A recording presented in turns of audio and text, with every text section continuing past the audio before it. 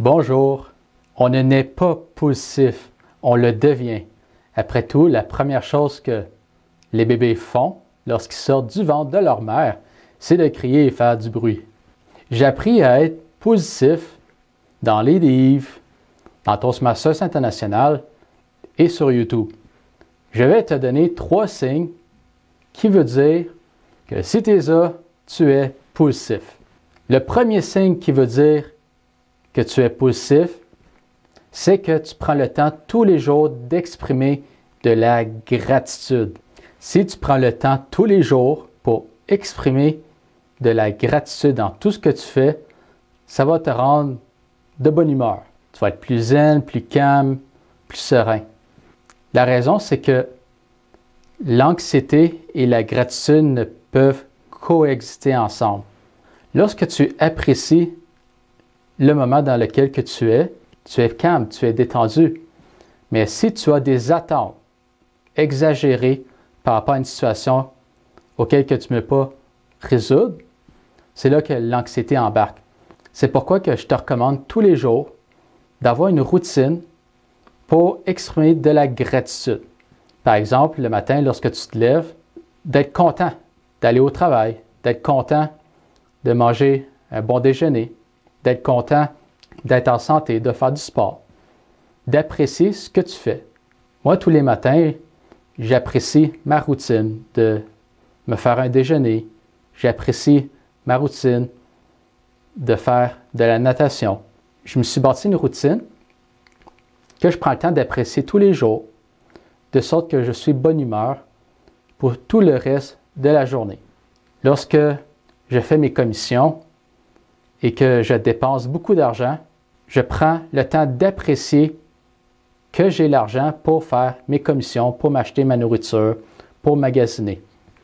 Souvent, les gens, ils vont faire le magasinage, ils vont aller au restaurant, et là, ça va être super cher. Ils vont dépenser beaucoup d'argent pour un restaurant, et ils vont se dire, j'ai dépensé trop d'argent pour ce restaurant-là.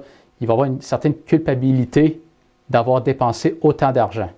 Ce que je te dis, c'est au lieu d'avoir cette émotion, d'apprécier que tu as l'argent et que tu l'as dépensé pour ton bien-être. Tu exprimes ta gratitude dans tout ce que tu fais dans ta journée, dans ton travail, dans ton magasinage. Le soir, avant de te coucher, tu exprimes aussi de la gratitude. Tous les soirs, je prends le temps 15 minutes pour prendre le temps d'exprimer ma gratitude, d'avoir un cerveau en santé, d'avoir un cœur en santé, pour avoir un estomac en santé, etc. Je prends le temps d'exprimer ma gratitude pour ma santé, pour ce que je mange, surtout la viande, parce qu'après tout, il y a un animal qui a été tué. Je te recommande de prendre 15 minutes le soir pour exprimer ta gratitude. C'est quelque chose qui fonctionne depuis des millénaires. Les gens font ça depuis des siècles, d'exprimer leur gratitude. Et il y a une raison à ça, c'est que émotivement, émotionnellement, tu te sens bien après. Ça élimine toutes les tensions que tu ramasses par rapport à la journée. Si tu veux plus d'informations pour savoir comment exprimer de la gratitude, j'ai créé une vidéo YouTube qui s'intitule « L'art de la gratitude » que je vais te suggérer à la fin de cette vidéo. Je la recommande parce que je prends le temps d'expliquer mes secrets à moi que je me suis développé pour être zen tous les jours grâce au pouvoir de la gratitude. Le deuxième signe qui veut dire que tu es positif est que tu ne te plains jamais. Se plaindre, c'est exprimer son mécontentement par rapport à n'importe quoi. Par exemple, il pleut pendant une journée et là, tu vas te dire « Oh non, il pleut ». Il n'y a rien de mal à la pluie. La pluie, c'est positif pour la nature. Mais il y a des gens qui ne vont pas aimer la pluie et qui vont l'exprimer. Et se plaindre, c'est une émotion négative, inutile pour ton succès. Tu n'as pas besoin de te plaindre pour réussir dans la vie. J'entends aussi des gens se plaindre de leur travail, de leur boulot, par rapport à leur employeur. Il y a des gens qui n'ont pas d'emploi. Si tu prends le temps d'apprécier ce que tu as au lieu de te plaindre, tu vas être positif. J'ai une petite anecdote à te raconter. J'ai étudié pendant 1 an en master en France à l'Université d'Aix-Marseille. Pendant un de mes cours, à l'université, il y a des gens du syndicat étudiant qui sont entrés. Ils sont venus se plaindre que les frais de scolarité de l'université étaient trop élevés. Les frais de scolarité étaient de 245 € par année. À l'Université d'Ottawa, c'était 6 600 $ canadiens. OK? Donc moi, j'étais dans la salle et j'avais de la misère à croire ce que j'entendais. Les étudiants du syndicat de la grande université d'Aix-Marseille voulaient négocier avec l'administration pour que les frais de scolarité soient plus bas. Donc, j'ai levé ma main et j'ai posé la question. Oui, je comprends votre point de vue. Qu'est-ce que vous, en échange, vous voulez offrir à l'université?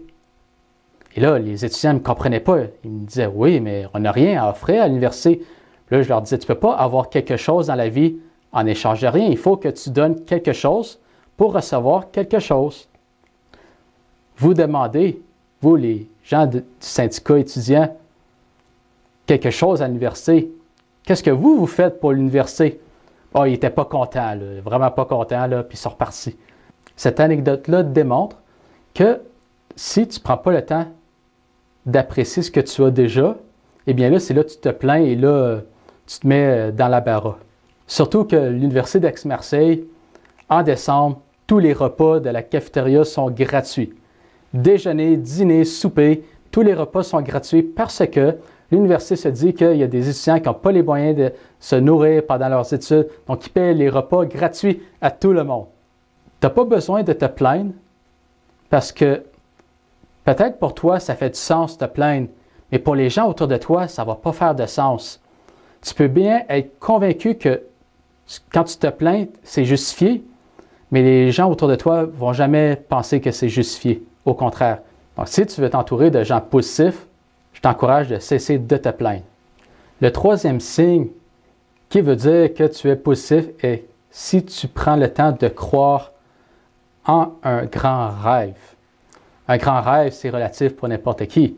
Mais si tu prends le temps de croire en une mission pour ta vie, ça va te rendre positif. Les études le démontrent. Les gens qui savent où ils vont dans la vie sont positifs. Une mission de vie, c'est plus que juste élever des enfants.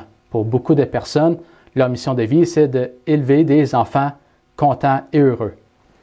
C'est pas ça une mission de vie. Une mission de vie, c'est plus que ça. C'est pas juste de bien élever des enfants, c'est aussi de bâtir quelque chose. C'est de construire des œuvres. C'est de bien réussir un emploi. C'est de bien performer dans un sport. Une mission de vie, ça a un effet positif pour toute sa communauté. Tu remarqueras que les gens qui ont du succès sont positifs et ils ont une mission, ils ont de l'ambition. Ils veulent réussir quelque chose. Ils ne veulent pas une vie ordinaire. On ne peut seulement vivre, il faut vivre quelque chose. C'est ce que je dis dans mon livre de ma série numérique « Devenir une étoile » disponible sur Kindle.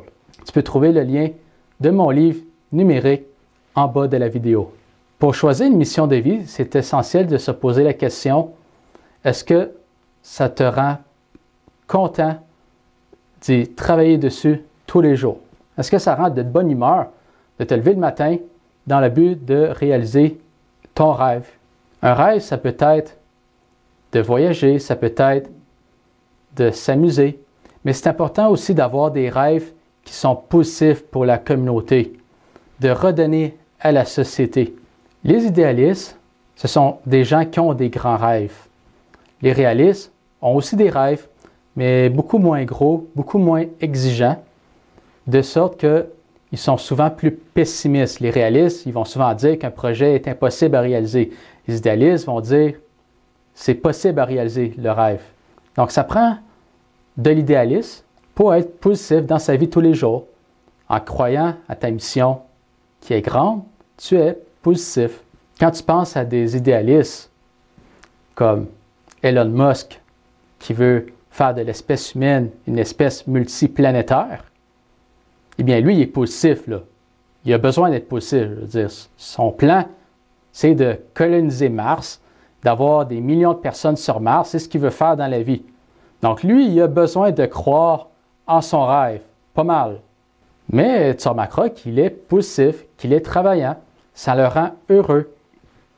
Elon Musk travaille plus de 80 heures par semaine et il est content, il est heureux.